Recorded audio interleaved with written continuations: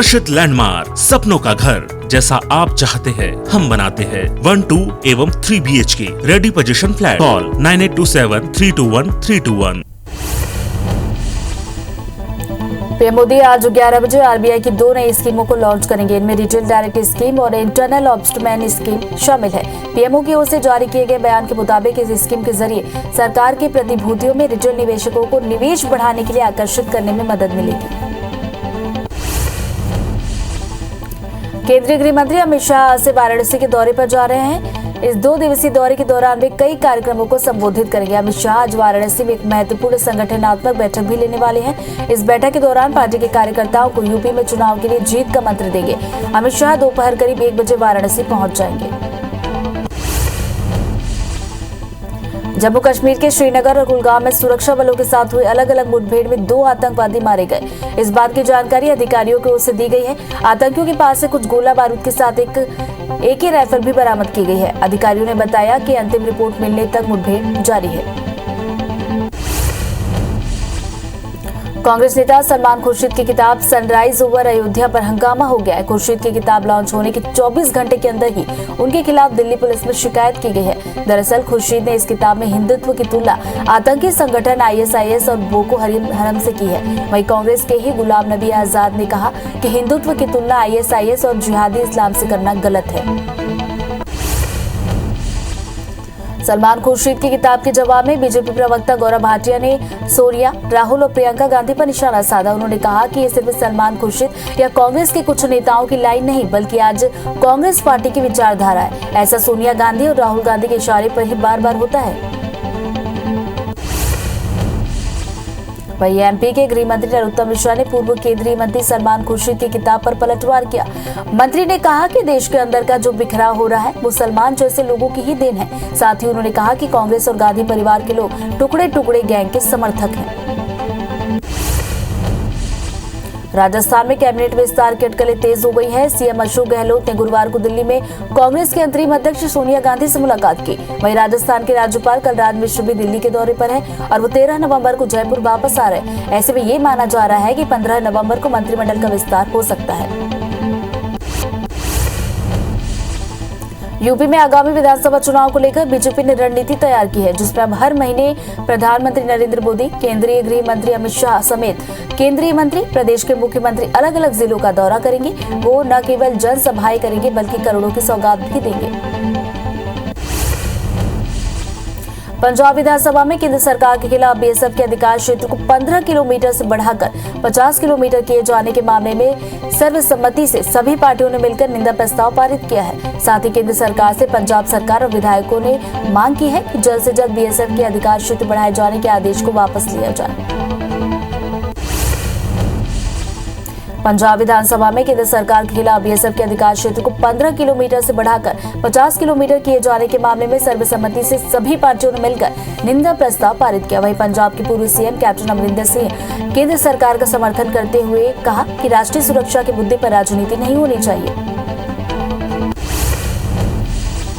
कंगना रनौत के आजादी को लेकर दिए बयान पर बवाल मच गया है। बिहार के पूर्व CM जीतन राम मांझी ने मांग की है कि कंगना से पद्मश्री सम्मान वापस लेना चाहिए। जीतन राम मांझी ने राष्ट्रपति भवन को टैग करते हुए ट्वीट किया। उन्होंने लिखा, नहीं तो दुनिया ये समझेगी कि गांधी, नेहरू, भगत सिंह, सरदार पटेल ने भीख मांगी तो आजादी मिली। पेंटागन की रिपोर्ट पर केंद्र की मोदी सरकार ने जवाब दिया है। विदेश मंत्रालय की प्रवक्ता अरिंदम बागची ने कहा कि भारत ने चीन के अवैध कब्जों को कभी स्वीकार नहीं किया और आगे भी नहीं करेगा। उन्होंने कहा कि अरुणाचल प्रदेश सीमा से सटे इलाकों में इंफ्रास्ट्रक्चर मजबूत किए जा रहे हैं। बॉर्डर से सटे इलाकों में सड़क और पुलों का निर्माण तेजी से किया जा रहा है। करतारपुर गलियारा खोलने को लेकर भारत सरकार ने साफ कर दिया है कि रास्ता फिलहाल नहीं खुलने जा रहा। विदेश मंत्रालय की प्रवक्ता अरिंदम बागची ने कहा कि करतारपुर गलियारे पर आवाजाही को कोरोना संकट के चलते मार्च 2020 में बंद किया गया था। तब से ही दोनों देशों के बीच आवाजाही वाघा अटारी सीमा चौक पॉइंट से हो रही है। लिहाजा मौजूदा स्थिति अभी यही है। महंत नरेंद्र गिरी की संदिग्ध मौत के मामले में जेल में बंद मुख्य आरोपी आनंद गिरी को प्रयागराज की जिला अदालत से बड़ा झटका लगा है। स्पेशल कोर्ट ने उनकी जमानत अर्जी खारिज कर दी है। आनंद गिरी को जेल से बाहर आने के लिए अब हाईकोर्ट का दरवाजा खटखटाना होगा।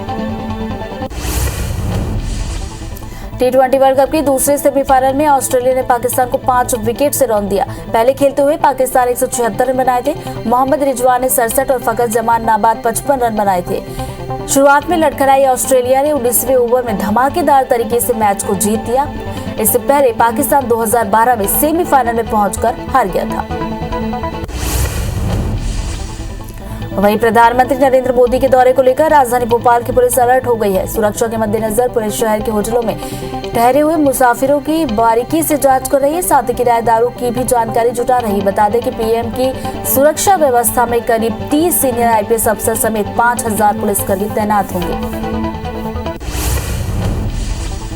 बजरंग दल के पूर्व राष्ट्रीय संयोजक और बीजेपी के सीनियर नेता जयभान सिंह पवैया ने हबीबगंज स्टेशन का नाम बदलने की मांग की है। जयभान सिंह पवैया का कहना है कि हबीबगंज रेलवे स्टेशन का नाम अटल बिहारी वाजपेयी के नाम पर होना चाहिए, क्योंकि स्टेशन को देश के सर्वश्रेष्ठ स्टेशन के रूप में बनाया गया है। मेरी भावना है उसका नाम भी सर्वश्रेष्ठ होना चाहिए। भोपाल के कमला नेहरू अस्पताल हादसे में अब तक 13 बच्चों की मौत हो चुकी है, लेकिन जिला प्रशासन ने सरकार को भेजी रिपोर्ट में 4 बच्चों की मौत का ही जिक्र किया है। इनमें से 3 के शव पीएम कराकर परिजनों को सौंप दिए गए। वहीं एक बच्चे के परिजनों की आशंका के बाद शव का डीएनए टेस्ट कराया जा रहा है। रिपोर्ट में कहा गया है कि एक बच्चे के वेंटिलेटर को चालू करने के कुछ देर बाद स्पार्क हुआ और आग लगी। पृथ्वीपुर विधानसभा उपचुनाव में मिली जीत के बाद सीएम शिवराज सिंह चौहान जनता को धन्यवाद देने पहुंचे। इस दौरान उन्होंने मंच से अधिकारियों को हिदायत दी। सीएम ने कहा कि गड़बड़ी करने वाले अधिकारियों को बख्शा नहीं जाएगा। बीजेपी के नवनिर्वाचित सांसद ज्ञानेश्वर पाटिल खंडवा पहुंचे, जहां पार्टी के कार्यकर्ताओं ने उनका स्वागत किया। वहीं सांसद ने कार्यकर्ताओं को संबोधित करते हुए कहा कि चुनाव में जनता ने बीजेपी को जनादेश दिया है, अब समय जनता के लिए काम करने का है। छत्तीसगढ़ में कवर्धा विवाद पर एक बार फिर राजनीति तेज हो गई है। बीजेपी ने इस पूरे मामले पर न्यायिक जांच की मांग की है और राज्य सरकार के खिलाफ प्रदेश भर में बड़े आंदोलन की चेतावनी दी। बीजेपी नेताओं ने राज्य सरकार पर एक तरफा कार्रवाई करने का आरोप लगाया। पूर्व मंत्री और विधायक बृजमोहन अग्रवाल ने कहा कि कवर्धा मामले को सरकार हल्के में ले रही है, जो कि शर्मनाक है।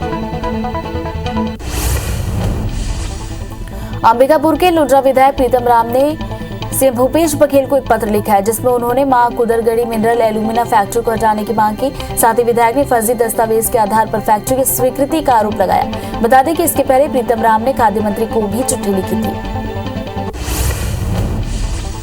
बस्तर जिला प्रशासन ने युवोदय अकेडमी की शुरुआत कर छात्र छात्राओं के लिए फ्री कोचिंग की व्यवस्था की, जिसका फायदा उठाकर बस्तर जिले के 32 छात्र नीट की परीक्षा में पास हो गए हैं, जिससे संसदीय सचिव रेखचंद जैन ने मुलाकात की और जिला प्रशासन की इस पहल की सराहना की। बिलासपुर के पीडब्ल्यूडी ऑफिस में हुए वित्तीय अनियमितता के मामले में दोषी अधिकारी कर्मचारियों के खिलाफ कार्रवाई की मांग को लेकर एनएसयूआई ने सीई कार्यालय का घेराव किया। नारेबाजी भी की गई। इस दौरान प्रदर्शनकारी और पुलिस के बीच झूमा झटकी भी देखी गई। एनएसयूआई नेताओं ने आरोप लगाया कि अधिकारी जानबूझकर दोषियों को बचाने में लगे हुए हैं। खंडवा में बिजली आपूर्ति की शेड्यूल बदलने की मांग को लेकर किसान संघ के कार्यकर्ता कलेक्ट्रेट पहुंचे, जहां उन्होंने नारेबाजी करते हुए बिजली कंपनी की शेड्यूल को बदलने की मांग की। किसानों का कहना है कि बिजली कंपनी की शेड्यूल के हिसाब से देर रात को सिंचाई करने जाना पड़ेगा। ग्वालियर में वीर सावरकर को लेकर एक बार फिर हिंदू महासभा एक्शन मोड में नजर आ रही है। महासभा ने प्रशासन स्मार्ट सिटी को चेतावनी दी है कि वे कटोरा ताल का ताला खोल दे, नहीं तो वे कल यानी कि आज को खुद ताला खोल देंगे। महासभा का कहना है कि कटोरा ताल में वीर सावरकर की प्रतिमा 3 साल से बंद है। किसान आंदोलन के समर्थन में कर्नाटक से दिल्ली तक की पदयात्रा करे किसान नेता नागराज कटुनकर ग्वालियर पहुंचे, जहां किसान संगठन ने उनका स्वागत किया, जिसके बाद नागराज की पदयात्रा को दिल्ली के लिए रवाना किया गया। कवर्धा के सरदार वल्लभ भाई पटेल शक्कर कारखाना के संविदा कर्मचारियों ने अपनी हड़ताल खत्म कर दी है। कर्मचारी 2 सूत्री मांगों को लेकर बीते 3 दिनों से धरने पर बैठे थे, जिनकी मांगों को पूरा करने को लेकर प्रबंधन ने कार्रवाई शुरू कर दी है, जिसके बाद संविदा कर्मचारियों ने हड़ताल खत्म की। निलंबित आईपीएस जीपी सिंह ने अपने ऊपर हुए एफआईआर को खारिज करने की मांग को लेकर दोबारा याचिका लगाई है, जिस पर 16 नवंबर को सुनवाई होगी। बता दें कि जीपी सिंह के खिलाफ भिलाई के एक व्यापारी ने अपराध दर्ज कराया है, जिसमें कहा गया है कि 2016 में जीपी सिंह ने उसे झूठे केस में फंसाने की धमकी देकर 20 लाख रुपए उगाही की थी।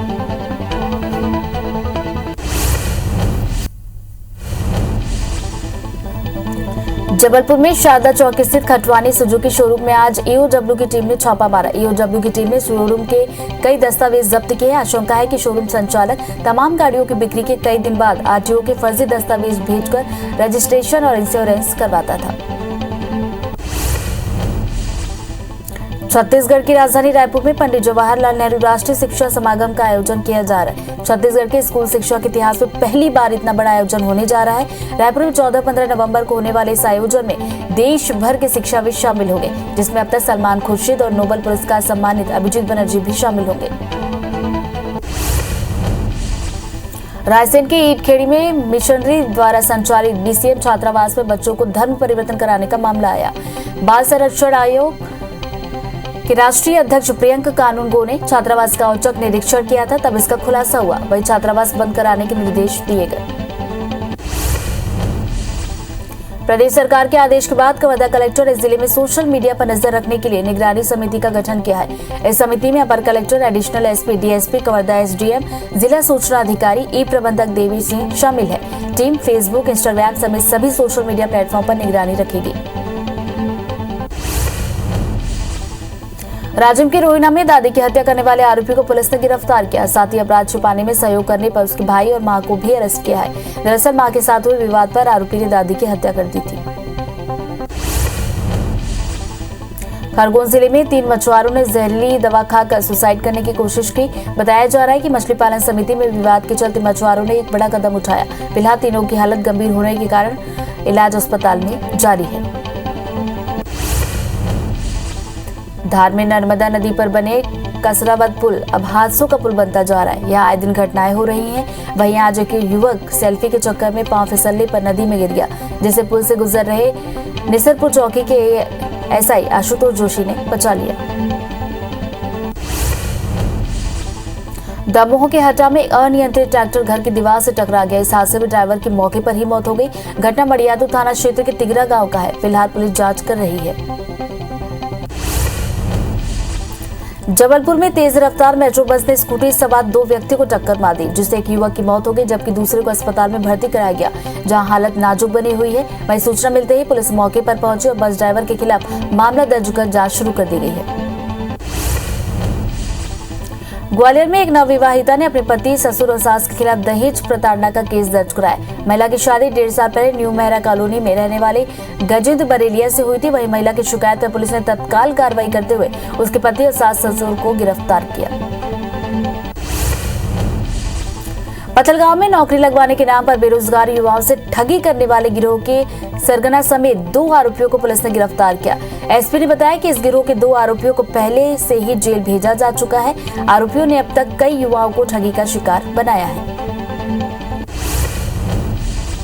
राजिम की राखी पुलिस ने फर्जी पुलिस वाला बनकर 2 लोगों से 1200 की लूट कर फरार हुए आरोपी को गिरफ्तार किया। तलाशी के दौरान आरोपी की बाइक से 4 किलो 300 ग्राम गांजा भी जब्त किया गया है। आरोपी अनिल सोलवानी रायपुर के गुडियारी इलाके का रहने वाला है।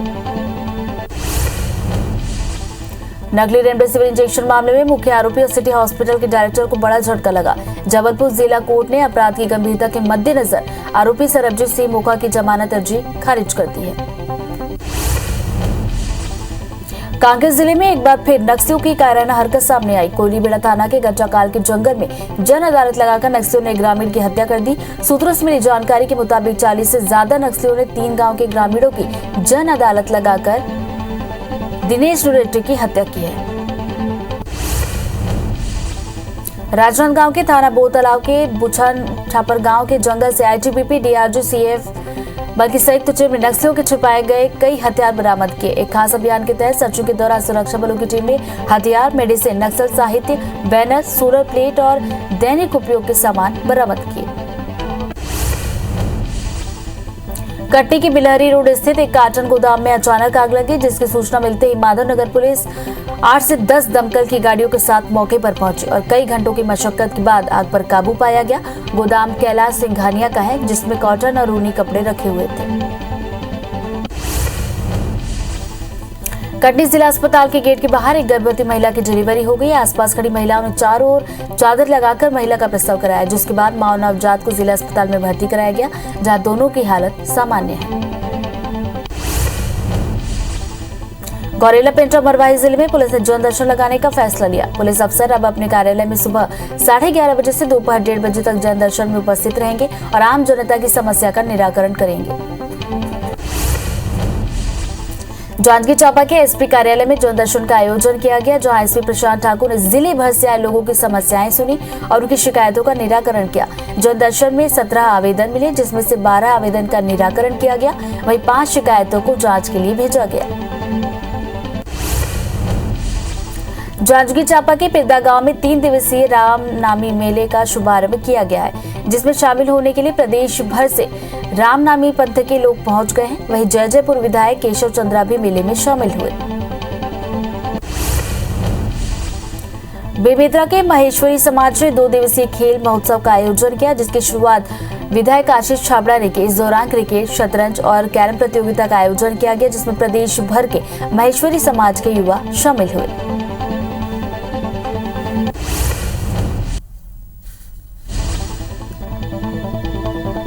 पीएम मोदी आज 11 बजे आरबीआई की 2 नई स्कीमों को लॉन्च करने वाले हैं। इनमें रिटेल डायरेक्ट स्कीम और इंटरनल ऑब्स्टमैन स्कीम शामिल है। पीएमओ की ओर से जारी किए गए बयान के मुताबिक इस स्कीम के जरिए सरकार के प्रतिभूतियों में रिटेल निवेशकों को निवेश बढ़ाने के लिए आकर्षित करने में मदद मिलेगी।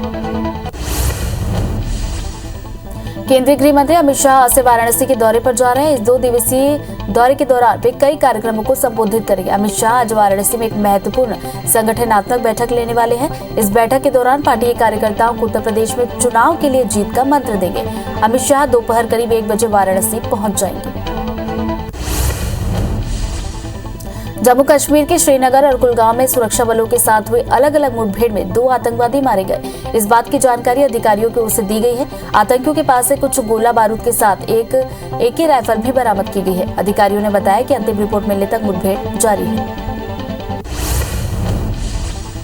कांग्रेस नेता सलमान खुर्शीद की किताब सनराइज ओवर अयोध्या पर हंगामा हो गया है। खुर्शीद की किताब लॉन्च होने के 24 घंटे के अंदर ही उनके खिलाफ दिल्ली पुलिस में शिकायत दर्ज की गई है। दरअसल खुर्शीद ने इस किताब में हिंदुत्व की तुलना आतंकी संगठन ISIS और बोको हरम से की है। वहीं कांग्रेस के ही गुलाम नबी आजाद ने कहा कि हिंदुत्व की तुलना ISIS और जिहादी इस्लाम से करना गलत है। सलमान खुर्शीद की किताब के जवाब में बीजेपी प्रवक्ता गौरव भाटिया ने सोनिया, राहुल और प्रियंका गांधी पर निशाना साधा। उन्होंने कहा कि ये सिर्फ सलमान खुर्शीद या कांग्रेस के कुछ नेताओं की लाइन नहीं, बल्कि आज कांग्रेस पार्टी की विचारधारा है। ऐसा सोनिया गांधी और राहुल गांधी के इशारे पर ही बार बार होता है। वहीं मध्य प्रदेश के गृह मंत्री नरोत्तम मिश्रा ने पूर्व केंद्रीय मंत्री सलमान खुर्शीद की किताब पर पलटवार किया। मंत्री नरोत्तम मिश्रा ने कहा कि देश के अंदर का जो बिखराव हो रहा है वो सलमान जैसे लोगों की ही देन है। साथ ही उन्होंने कहा कि कांग्रेस और गांधी परिवार के लोग टुकड़े टुकड़े गैंग के समर्थक हैं। राजस्थान में कैबिनेट विस्तार की अटकलें तेज हो गई हैं। सीएम अशोक गहलोत ने गुरुवार को दिल्ली में कांग्रेस के अंतरिम अध्यक्ष सोनिया गांधी से मुलाकात की। वहीं राजस्थान के राज्यपाल कलराज मिश्र भी दिल्ली के दौरे पर हैं और वो 13 नवंबर को जयपुर वापस आ रहे हैं। ऐसे में ये माना जा रहा है कि 15 नवंबर को मंत्रिमंडल का विस्तार हो सकता है। यूपी में आगामी विधानसभा चुनाव को लेकर बीजेपी ने रणनीति तैयार कर ली है, जिसमें अब हर महीने प्रधानमंत्री नरेंद्र मोदी, केंद्रीय गृह मंत्री अमित शाह समेत केंद्रीय मंत्री प्रदेश के मुख्यमंत्री अलग अलग जिलों का दौरा करेंगे। वो न केवल जनसभाएं करेंगे बल्कि करोड़ों की सौगात भी देंगे। पंजाब विधानसभा में केंद्र सरकार के खिलाफ बीएसएफ के अधिकार क्षेत्र को 15 किलोमीटर से बढ़ाकर 50 किलोमीटर किए जाने के मामले में सर्वसम्मति से सभी पार्टियों ने मिलकर निंदा प्रस्ताव पारित किया है। साथ ही केंद्र सरकार से पंजाब सरकार और विधायकों ने मांग की है कि जल्द से जल्द बीएसएफ के अधिकार क्षेत्र बढ़ाए जाने के आदेश को वापस लिया जाए। पंजाब विधानसभा में केंद्र सरकार के खिलाफ बीएसएफ के अधिकार क्षेत्र को 15 किलोमीटर से बढ़ाकर 50 किलोमीटर किए जाने के मामले में सर्वसम्मति से सभी पार्टियों ने मिलकर निंदा प्रस्ताव पारित किया। वहीं पंजाब के पूर्व सीएम कैप्टन अमरिंदर सिंह केंद्र सरकार का समर्थन करते हुए नजर आए। उन्होंने कहा कि राष्ट्रीय सुरक्षा के मुद्दे पर राजनीति नहीं करनी चाहिए। T20 वर्ल्ड कप के दूसरे सेमीफाइनल में ऑस्ट्रेलिया ने पाकिस्तान को 5 विकेट से हराया। पहले खेलते हुए पाकिस्तान 174 रन बनाए थे। मोहम्मद रिजवान ने 67 और फखर जमान नाबाद 55 रन पर रहे। शुरुआत में लड़खड़ाई ऑस्ट्रेलिया ने 19वें ओवर में धमाकेदार तरीके से मैच को जीत लिया। इससे पहले पाकिस्तान 2012 में सेमीफाइनल में पहुंचकर हार गया था। T20 वर्ल्ड कप 2021 का खिताबी मुकाबला ऑस्ट्रेलिया और न्यूजीलैंड के बीच खेला जाएगा। 14 नवंबर को विश्व चैंपियन के खिताब के लिए न्यूजीलैंड और ऑस्ट्रेलिया की टक्कर होगी। न्यूजीलैंड ने जहां पहले सेमीफाइनल में इंग्लैंड को हराकर फाइनल में जगह बनाई, तो ऑस्ट्रेलिया ने दूसरे सेमीफाइनल में पाकिस्तान को 5 विकेट से हरा दिया। न्यूजीलैंड पहली बार फाइनल में पहुंचा है। न्यूजीलैंड को T20 विश्व कप के फाइनल से पहले बड़ा झटका लगा है। सेमीफाइनल में टीम की जीत में अहम भूमिका निभाने वाले विकेटकीपर बल्लेबाज डेवन कानवे चोट के कारण इस फाइनल मुकाबले से बाहर हो गए हैं। कानवे को दाएं हाथ में चोट लगी थी, जिसके कारण दाएं हाथ की हड्डी टूट गई। बता दें कि रविवार 14 नवंबर को T20 विश्व कप का फाइनल मुकाबला न्यूजीलैंड और ऑस्ट्रेलिया के बीच खेला जाएगा। 17 नवंबर से भारत और न्यूजीलैंड के बीच 3 T20 और 2 टेस्ट मैचों की सीरीज शुरू होगी। मीडिया रिपोर्ट्स के मुताबिक टेस्ट सीरीज के लिए रोहित शर्मा ने BCCI से आराम मांगा है। विराट T20 के अलावा पहले टेस्ट में नहीं खेलेंगे। ऐसे में पहले टेस्ट के लिए अजिंक्य रहाणे टीम के कप्तान होंगे। राष्ट्रीय राजधानी दिल्ली में गुरुवार को अधिकतम तापमान सामान्य से 3 डिग्री कम 25.4 डिग्री सेल्सियस दर्ज किया गया और आने वाले दिनों में इसमें और कमी आने का पूर्वानुमान है। भारत के मौसम विभाग ने ये जानकारी दी है। इस मौसम में ये अब तक का सबसे कम अधिकतम तापमान है। कंगना रनौत के आजादी को लेकर दिए गए बयान पर बवाल मच गया। बिहार के पूर्व CM जीतन राम मांझी ने मांग की है कि कंगना से पद्मश्री सम्मान वापस लेना चाहिए। जीतन राम मांझी ने राष्ट्रपति भवन को टैग करते हुए ये ट्वीट किया। उन्होंने लिखा कि नहीं तो दुनिया ये समझेगी कि गांधी, नेहरू, भगत सिंह और सरदार पटेल ने भीख मांगी तो आजादी मिली।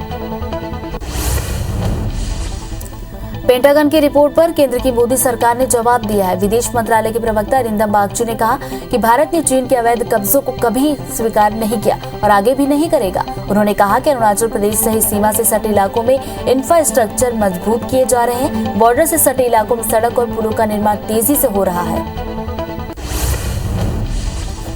करतारपुर गलियारा खोलने को लेकर भारत सरकार ने साफ कर दिया है कि रास्ता फिलहाल नहीं खुलने जा रहा। विदेश मंत्रालय के प्रवक्ता अरिंदम बागची ने कहा कि करतारपुर गलियारे पर आवाजाही को कोरोना संकट के चलते मार्च 2020 में बंद किया गया था। तब से ही दोनों देशों के बीच आवाजाही वाघा अटारी सीमा चौक पॉइंट से हो रही है, लिहाजा मौजूदा स्थिति अभी यही है। महंत नरेंद्र गिरी की संदिग्ध मौत के मामले में जेल में बंद मुख्य आरोपी आनंद गिरी को प्रयागराज की जिला अदालत से बड़ा झटका लगा है। स्पेशल कोर्ट ने उनकी जमानत अर्जी खारिज कर दी है। आनंद गिरी को जेल से बाहर आने के लिए हाईकोर्ट का दरवाजा खटखटाना पड़ेगा।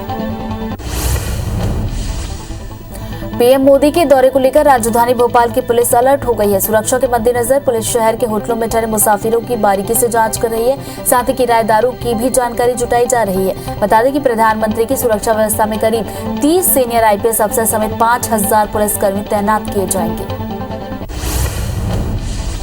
बजरंग दल के पूर्व राष्ट्रीय संयोजक और बीजेपी के सीनियर नेता जयभान सिंह पवैया ने हबीबगंज स्टेशन का नाम बदलने की मांग की है। जयभान सिंह पवैया का कहना है कि हबीबगंज रेलवे स्टेशन का नाम अटल बिहारी वाजपेयी के नाम पर होना चाहिए, क्योंकि स्टेशन को देश के सर्वश्रेष्ठ स्टेशन के रूप में बनाया गया है। मेरी भावना है उसका नाम भी सर्वश्रेष्ठ होना चाहिए।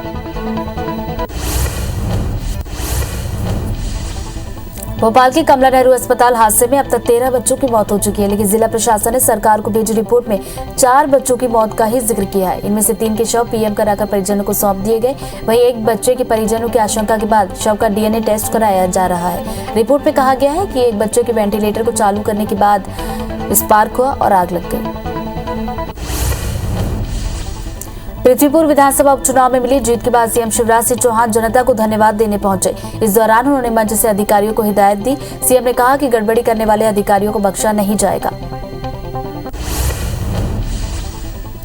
बीजेपी के नवनिर्वाचित सांसद ज्ञानेश्वर पाटिल खंडवा पहुंचे, जहां पार्टी के कार्यकर्ताओं ने उनका स्वागत किया। वहीं सांसद ने कार्यकर्ताओं को संबोधित करते हुए कहा कि चुनाव में जनता ने बीजेपी को जनादेश दिया है, अब समय जनता के लिए काम करने का है। छत्तीसगढ़ में कवर्धा विवाद पर एक बार फिर राजनीति तेज हो गई है। बीजेपी ने इस पूरे मामले पर न्यायिक जांच की मांग की है और राज्य सरकार के खिलाफ प्रदेश भर में बड़े आंदोलन की चेतावनी दी। बीजेपी नेताओं ने राज्य सरकार पर एक तरफा कार्रवाई करने का आरोप लगाया। पूर्व मंत्री और विधायक बृजमोहन अग्रवाल ने कहा कि कवर्धा मामले को लेकर सरकार हल्के में ले रही है मामले को, जो कि शर्मनाक है। अंबिकापुर के लुड्रा विधायक प्रीतम राम ने सीएम भूपेश बघेल को एक पत्र लिखा है, जिसमें उन्होंने माकुदरगढ़ी मिनरल एल्यूमिना फैक्ट्री को हटाने की मांग की। साथ ही विधायक ने फर्जी दस्तावेज के आधार पर फैक्ट्री की स्वीकृति का आरोप लगाया। बता दें कि इसके पहले प्रीतम राम ने खाद्य मंत्री को भी पत्र लिखा था। बस्तर जिला प्रशासन ने युवोदय अकेडमी की शुरुआत कर छात्र छात्राओं के लिए फ्री कोचिंग की व्यवस्था की है, जिसका फायदा उठाकर बस्तर जिले के 32 छात्र नीट की परीक्षा में पास हो गए हैं, जिससे संसदीय सचिव रेखचंद जैन ने मुलाकात की और जिला प्रशासन की इस पहल की सराहना की। बिलासपुर के पीडब्ल्यूडी ऑफिस में हुए वित्तीय अनियमितता के मामले में दोषी अधिकारी कर्मचारियों के खिलाफ कार्रवाई की मांग को लेकर एनएसयूआई ने सीए कार्यालय का घेराव किया और नारेबाजी भी देखने को मिली। इस दौरान प्रदर्शनकारियों और पुलिस के बीच झूमाझटकी भी हुई। एनएसयूआई नेताओं ने आरोप लगाया कि अधिकारी जानबूझकर दोषियों को बचाने में लगे हुए हैं।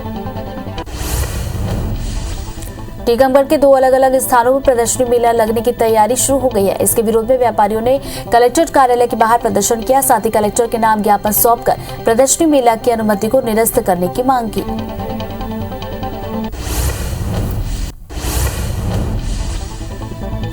पीएम मोदी ने वीडियो कॉन्फ्रेंसिंग के जरिए भारतीय रिजर्व बैंक की 2 इनोवेटिव उपभोक्ता केंद्रित पहलों की शुरुआत की, जिसमें भारतीय रिजर्व बैंक की खुदरा प्रत्यक्ष योजना और रिजर्व बैंक एकीकृत लोकपाल योजना का शुभारंभ किया गया। पीएम मोदी ने कहा कि आज इन 2 योजनाओं को लॉन्च किया गया है, उनसे देश में निवेश के दायरे का विस्तार होगा और निवेशकों के लिए कैपिटल मार्केट तक पहुंच बनाना आसान और सुरक्षित बनेगा। पीएम मोदी ने कहा, अर्थव्यवस्था में सबकी भागीदारी को प्रोत्साहित करने की जो भावना है, उसे खुदरा प्रत्यक्ष योजना नई ऊंचाई देने वाली है। अब देश के एक बहुत बड़े वर्ग को गवर्नमेंट सिक्योरिटीज में देश की संपदा के निर्माण में सीधा निवेश करने में और आसानी होगी। पीएम मोदी ने आगे कहा कि यूपीआई ने बहुत ही कम समय में डिजिटल ट्रांजैक्शन के मामले में भारत को दुनिया का अग्रणी देश बना दिया है। सिर्फ 7 सालों में भारत ने डिजिटल ट्रांजैक्शन के मामले में 19 गुना छलांग लगाई है। केंद्रीय गृह मंत्री अमित शाह आज से वाराणसी के दौरे पर जा रहे हैं। इस 2 दिवसीय दौरे के दौरान वे कई कार्यक्रमों को संबोधित करेंगे। अमित शाह आज वाराणसी में एक महत्वपूर्ण संगठनात्मक बैठक भी लेने वाले हैं। इस बैठक के दौरान पार्टी के कार्यकर्ताओं को उत्तर प्रदेश में चुनाव के लिए जीत का मंत्र देंगे। अमित शाह दोपहर करीब 1 बजे वाराणसी पहुंच जाएंगे। जम्मू कश्मीर के श्रीनगर और कुलगाम में सुरक्षा बलों के साथ हुए अलग अलग मुठभेड़ में 3 आतंकवादी मारे गए। इस बात की जानकारी अधिकारियों की ओर से दी गई है। आतंकियों के पास से हथियार और गोला बारूद बरामद किया गया है। इनके पास से कई आपत्तिजनक सामग्री भी बरामद की गई है। वहीं इलाके में तलाशी अभियान जारी है।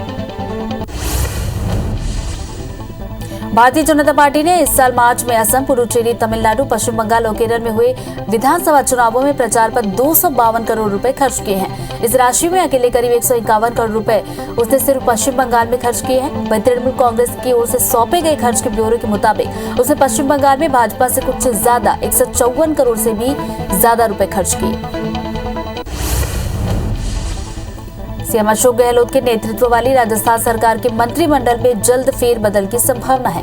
मुताबिक मंत्रिमंडल विस्तार में कांग्रेस एक नेता एक पद के फॉर्मूले की नीति को लागू कर सकती है। ये मंत्रिमंडल विस्तार 15 से 20 नवंबर के बीच किया जा सकता है।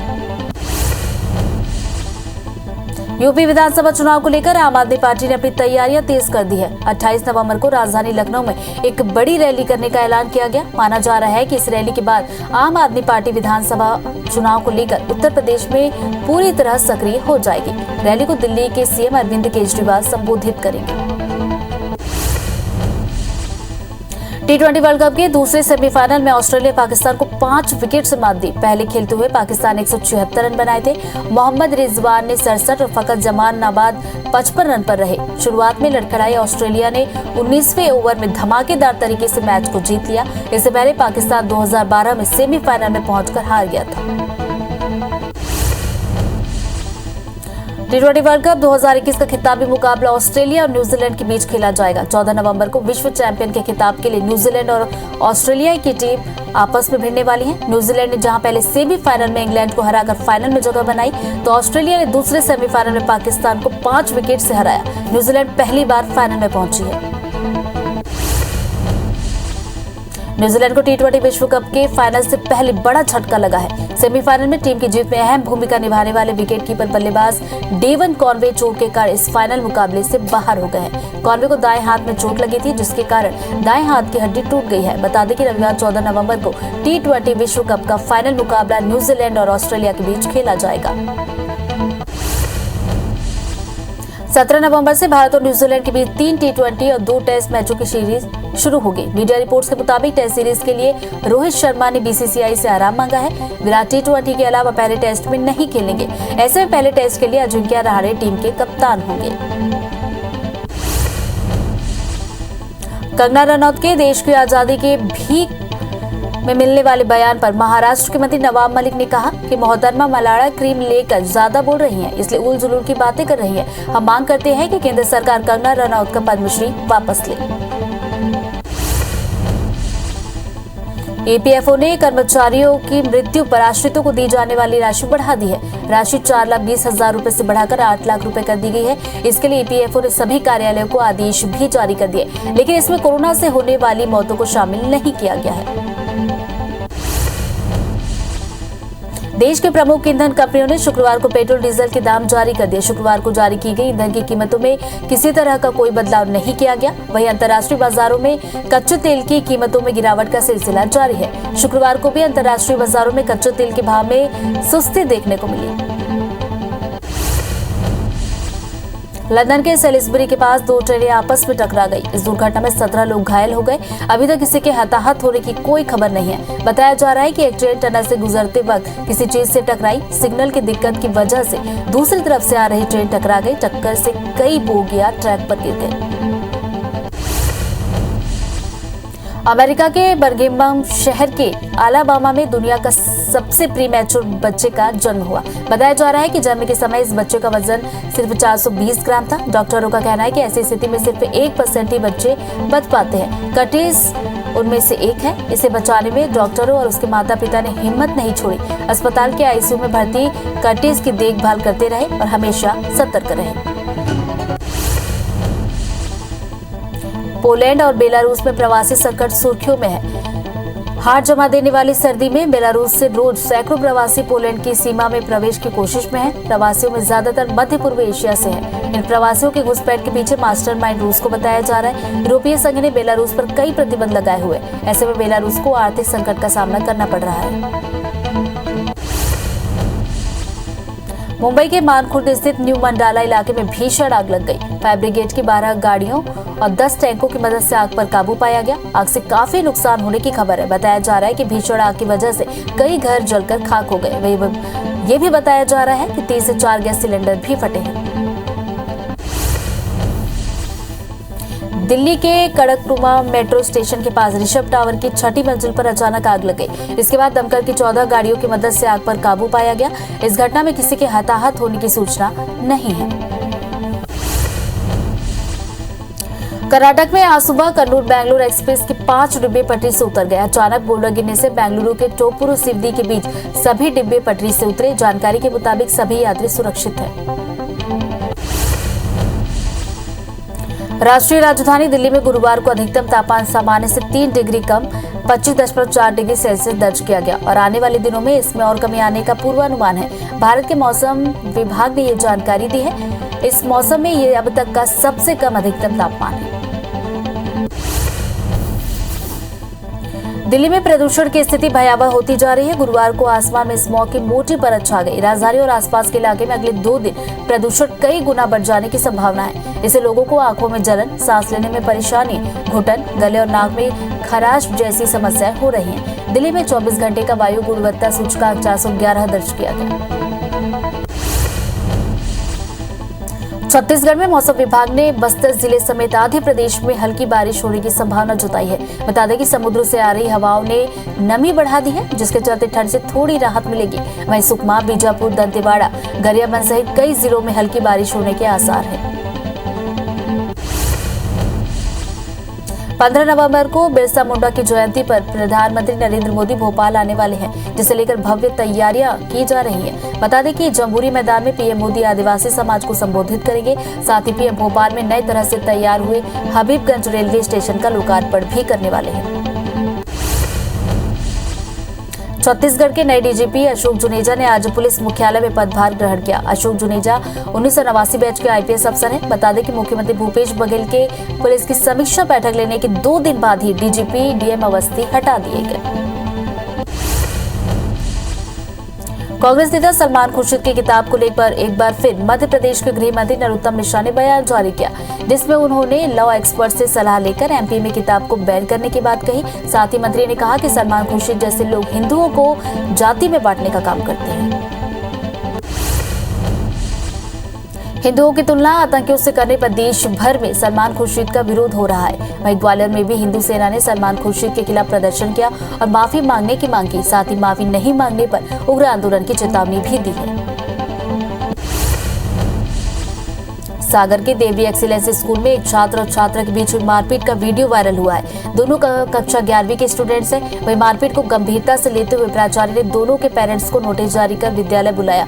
फिलहाल छात्रों के बीच हुई मारपीट की असली वजह सामने नहीं आई है। कटनी कलेक्टर बरही नगर के मंगल भवन में चल रहे वैक्सीनेशन महाअभियान का निरीक्षण करने के लिए पहुंचे, जहां उन्होंने वैक्सीनेशन की धीमी रफ्तार देखकर जिम्मेदारों को फटकार लगाई और सीएमओ बीएमओ को नोटिस जारी करने के लिए एसडीएम प्रिया चंद्रावत को निर्देशित किया। साथ ही घर घर जाकर टीकाकरण करने के निर्देश दिए गए। रायपुर में नशे में हंगामा करने वाले 3 युवक को तेलीबांधा पुलिस ने गिरफ्तार किया है। आरोपियों ने मैग्नेटो मॉल स्थित पीवीआर में हंगामा किया था, जिसकी शिकायत महिलाओं ने पुलिस में की थी। साथ ही पीवीआर सिनेमा को भी पुलिस ने नोटिस जारी किया है। बालाघाट के टिकारी डैम में 3 युवकों की डूबने से मौत हो गई। तीनों युवक डैम घूमने गए थे, तभी उनकी नाव पलट गई और तीनों पानी में डूब गए। वहीं पुलिस ने तीनों युवकों के शव को बरामद कर लिया। डोगरगढ़ के बजरंगपुर में ठंड से बचने के लिए बीती रात एक बुजुर्ग चूल्हे में आग तापने बैठा था, तभी अचानक वह चूल्हे में जा गिरा।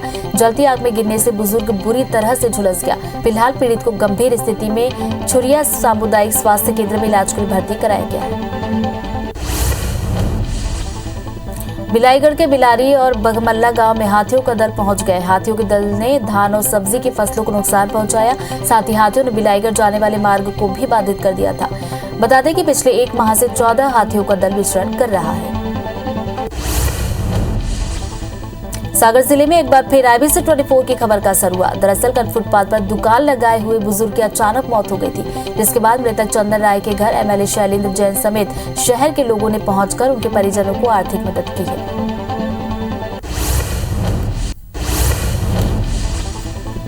फ्रांस में कोरोना वायरस महामारी की 5वीं लहर शुरू हो गई है। देश के स्वास्थ्य मंत्री ओलिवर वेरन ने इस बात की जानकारी देते हुए कहा कि इससे उन लोगों के लिए नई चिंता पैदा हो रही है जिनकी उम्मीद थी कि संक्रमण खत्म हो रहा है। यहाँ गुरुवार को कोविड-19 के 11,883 नए मामले दर्ज किए गए। अक्टूबर के बीच के बाद से संक्रमण के मामलों में लगातार बढ़ोतरी हो रही है।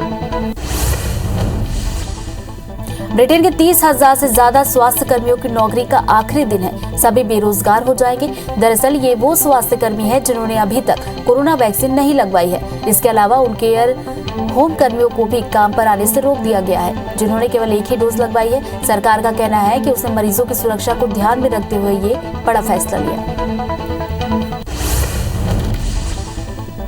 बीजिंग के मध्य जिलों में अचानक से कोविड-19 के केस फैलने की वजह से बीजिंग अधिकारियों ने मॉल और कई रिहायशी कंपाउंड्स को सील कर दिया है। चीन ने काफी हद तक स्नैप लॉकडाउन, मास टेस्टिंग और यात्रा प्रतिबंधों के माध्यम से कोरोना वायरस के व्यापक ट्रांसमिशन पर लगाम लगाई थी। फिर से कोरोना के मामले सामने आने से अधिकारी हाई अलर्ट पर है।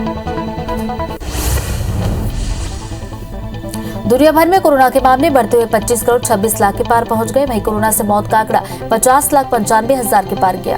पूरी दुनिया में 22 करोड़ 85 लाख से ज्यादा मरीज कोरोना को हराकर स्वस्थ हुए। वहीं दुनिया में एक्टिव मामले 1 करोड़ 89 लाख पहुंच गए।